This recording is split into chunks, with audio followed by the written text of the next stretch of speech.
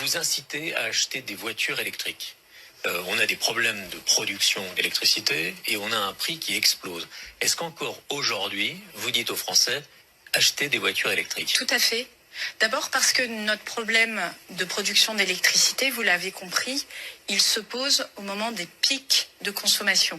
Donc c'est pas beaucoup de moments dans l'année, c'est pendant les pics de froid et c'est en règle générale pas le moment où on fait sa recharge de batterie électrique. Ça dépasse tout ce que j'ai pu imaginer.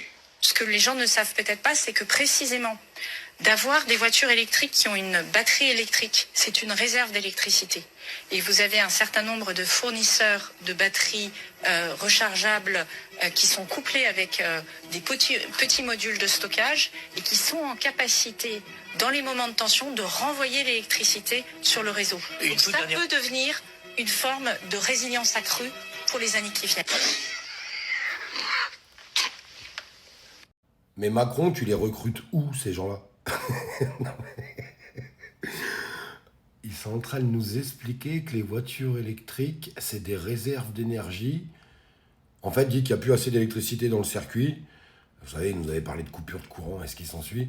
Tu approches ta voiture d'un poteau et tu la branches sur le poteau et tu envoies l'énergie de la voiture dans le circuit global.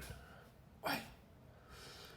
Et je me dis un truc, vous savez, moi, regardez, par exemple, moi, je suis pas très intelligent. Mais quand on voit ça, ça veut dire que je pourrais être ministre ou tout ce que vous voulez. C'est rassurant quand même. C'est rassurant. Mais je crois que c'est les pires politiciens qu'on a jamais connus. Très honnêtement. En tout cas, moi, c'est ce que je pense. Je sais pas ce que vous en pensez, vous. J'en rigole, mais c'est grave quand même. C'est grave, parce que ça dirige un pays. Waouh. Franchement, c'est chaud. Très chaud, les amis.